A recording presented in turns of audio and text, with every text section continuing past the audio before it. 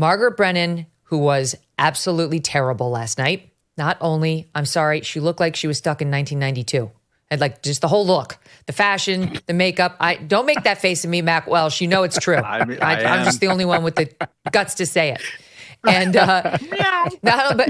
but she gets out there, and just as it starts to roll and they start to fight on immigration in a way that's really good, like JD is bringing up the specifics of what Biden Harris have done with this app that lets illegals come into the country, quote, legally, but it's all a sleight of hand. CBS actually cut his mic. It was egregious. Let me tell you something. As a moderator who has tried to herd these cats on the stage many times, I'm not opposed to cutting a mic if things have gotten totally out of hand. However, I do believe that a strong moderator can stop that. And I think I have a history that proves that. There is a way of communicating with the guys on the stage where you can let them know, I will give you a chance on this. Stand by. Let this person finish. You be quiet right now. I'm coming to you. Or now we're done, right? And she couldn't do it. She's afraid, and she doesn't moderate live debates like that all the time where she doesn't just read her pre-written questions. However, you only cut the mics when now it's past the point of usefulness and they're just talking over each other and they've had their fair say, and now it's just a waste of the viewer's time. That's when you say, I'm cutting the mics and we're moving forward. This was getting to the meat of it. This was right at the heart of what Biden Harris has done, and JD Vance was moving in for the kill. I mean, he was about to strike body blows, and that's when CBS shut it down, even though immigration is so highly ranked compared to climate change, which isn't. Watch. To clarify for our viewers, Springfield, Ohio does have a large number of Haitian migrants who have legal status. Fact check. Temporary protected status. Well, Margaret, but thank you, Senator. We have so much to get to. Margaret, I think it's important because we're going to turn out of the economy. Thank Margaret, you. The rules were that you guys weren't going to fact check, and since you're fact checking me, I think it's important to say what's actually going on. So there's an application called the CBP One app where you can go on as an illegal migrant, apply for asylum or apply for parole, and be granted legal status at the wave of a Kamala Harris open border wand. That is not a person coming in, applying for a green card and waiting for 10 years. That is the facilitation of illegal immigration, Margaret, by our own Thank you, Senator, for describing the legal process. We have so much to get to, Senator. Those laws have been on the books since 1990. Thank you, gentlemen. The CBP One app has not been on the books since 1990. It's something that Kamala Harris created, Margaret. Gentlemen, the audience can't hear you because your mics are cut. We have so much we want to get to. Thank you for explaining the legal process. Norah. Oh, my God, it's infuriating. Now, you have both candidates telling you they want to fight on this. They want to engage. They're the ones running for office, not you, Margaret Brennan. And she did that time and time again. We have so much to get to.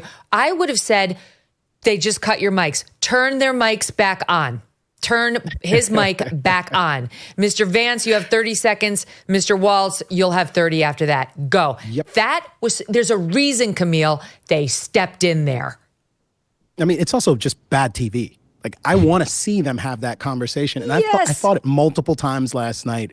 Like, these debates, it's interesting. There are ways in which these things are important. Also, it's really outmoded. In the era of Joe Rogan, when folks are tuning into 3 hours of conversation, I want to see these people have discussions with one another, someone who is competent there to help shepherd things and make certain that the conversation is going someplace and not getting horribly circular and obnoxious. But this was exactly an opportunity for them to really dig into the issues and have some kind of substantive exchange. They were both interested in having that engagement. And her, at a moment when she's been called out for breaking the rules that her own network has established here, rules that I suspect they're breaking because I won't get into that part, but after being called out for that, then to kind of obnoxiously nod and sort of grin, look, your mics have been cut. Nobody can hear what you're saying anyways.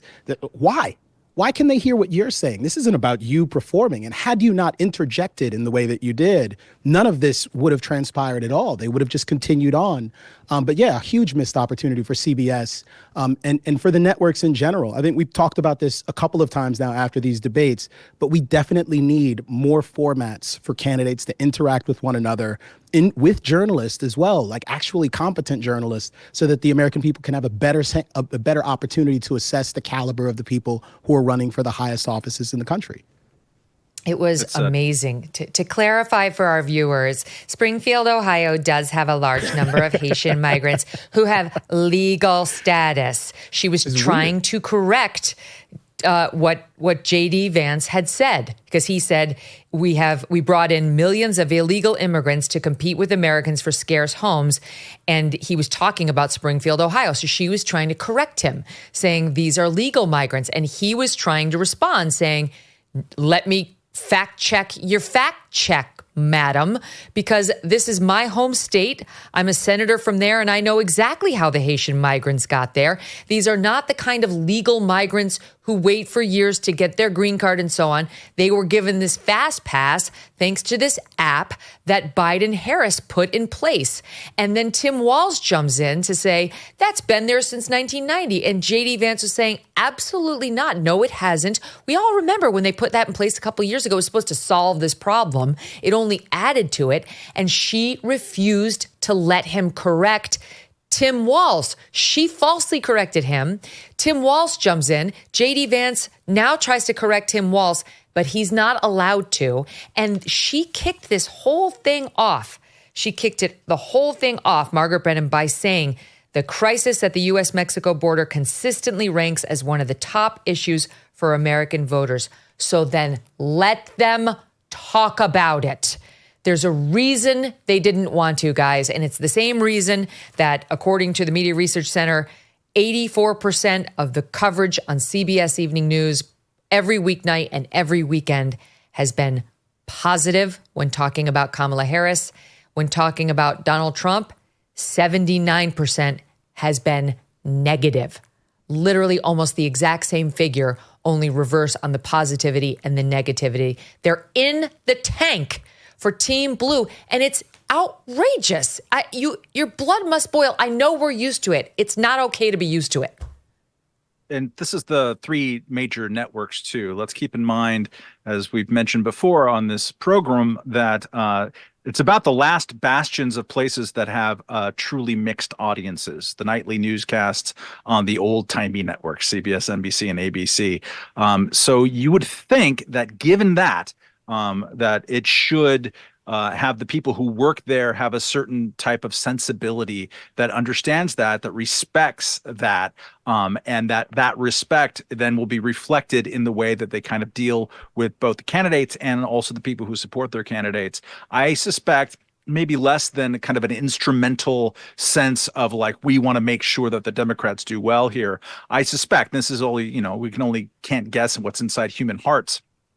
There's an industry media pressure, specifically around when you're platforming, Republicans and people who with any kind of adjacency to Donald Trump.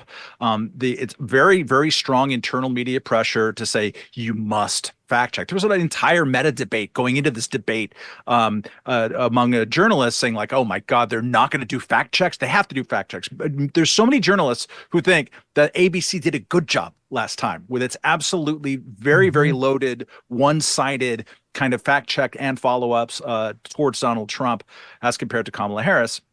Though it should be pointed out, as we did when we were on with you earlier, after the Donald Trump debate, like that shouldn't be an excuse. J.D. Vance didn't have to, lean on that excuse to not win the debate. He won the debate despite that, all of that. And I think there's a way a skilled debater can come up with that. But it is, I think that they are sitting there, especially on issues related to immigration. They're ready to jump in with that fact check because they have this sort of internal pressure of like, oh no, he's going to do the lies, and it's a lie that could actually hurt people. There have been, schools have been closed in Springfield. It's a very emotional topic. But a journalist, I think, the journalistic sensibility, in my view, should be, especially with immigration, and that's an issue that I disagree with J.D. Vance on a lot, right? But especially immigration is hellishly complicated. That is exactly when you let them go back and forth. Well, actually, this law came in 1990. Well, actually, it did this. It did this. Talk about it, because most people don't understand the overlapping rules that go with that and the interpretations of those rules and how that's created this loophole here and this pressure there. It is really, really complicated. So you do a service to reviewers if you let those debates go out. And it wasn't as if they were sitting there and just hurling racial epithets at one another. It was a disagreement about policy. That's what we should want to see, I think, in these It was totally substantive. Yes, I agree. But what we heard from Margaret Brennan all night long was, we have so much to get to. In fact, we have a bit of that. Watch, SOT 10. Supercut. Gentlemen, we have a lot to get to. Norah? But thank you. Senator, we have so much to get to. Margaret, we have so much to get to, Senator. The audience can't hear you because your mics are cut. We have so much we want to get to. We have a lot to get to ahead, gentlemen, on many topics. Oh, my God. She's so irritating. It's very, very irritating. Right?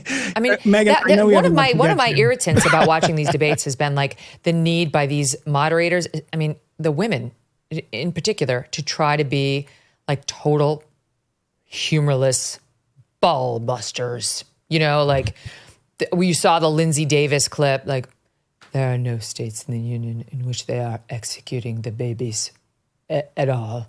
And then you see, Margaret, we have so much to get to. Or Norah O'Donnell with all the scientists agree that climate change is real and the earth is overheating. And then you had Dana Bash at the first debate with she was actually the worst. Her face never moved from the Mr. Vice President, Mr. President, former President Trump. I don't understand why these women they think that being taken seriously requires nothing but seriousness, even if it feels false and affected. You can smile, you can show warmth, you can have a sense of humor where the situation calls for it. It's an utter fail that maybe they don't have personalities. I don't know these people personally. Maybe they really are just this way in real life. Truly, they might have no personality. Maybe that's what I'm stumbling into. I mean, I will say the one time I met Norah O'Donnell in person, we were at one of those radio and television correspondent dinners, and we were in the gowns, and we kind of walked next to each other, and we shook hands, and she shook my hand like she was Arnold Schwarzenegger. She gripped it, and she shook it so hard. And I was like, I hate to tell you, but you are communicating exactly the opposite of the message you want me to receive. Right? Everything you're telling me is that you're insecure. It's not working. I think you're trying to project strength, and you're doing and that's exactly what that does. I'm humorless, and I will play right into the stereotypes of the uptight, left-wing, nasty woman, right? Just fucking have a sense of humor. Let a little smile out. It's just painful. The handshake of somebody who sleeps with their nanny. That would stress you out. I am the Doug Emhoff here. I'm the new man, so I am not going to comment on these ladies at all. Because, I don't want to give you my hyper macho response. But yes, your toxically masculine response. I am toxic for a lot of reasons. Masculinity is not one of them. Hungry Root is one very easy way to eat healthy. They send you fresh, high-quality groceries, simple, delicious recipes, simple, that's key, and essential supplements. It's like having someone else do all the planning and shopping, that's the bad part, so that you don't even have to think about it. Hungry Root gets to know your personal health goals, dietary restrictions, favorite foods, how much time you want to spend cooking, and more. Then they build you a personalized cart for the week, including easy 4-ingredient recipes to put those groceries to use. Each order is fully customizable. They've got fresh produce, high-quality meat, healthy snacks, and more. Everything from Hungry Root follows a simple standard. It must taste good, be quick to make, and contain whole, trusted ingredients. Hungry Root right now offering the Megyn Kelly Show viewers 40% off your first delivery and free veggies for life. Just go to hungryroot.com/Megyn to get 40% off your first delivery and get your free veggies. hungryroot.com/Megyn. Don't forget to use our link so they know we sent you. Thanks so much for watching. If you like what you just saw, hit the subscribe button for more clips and full episodes.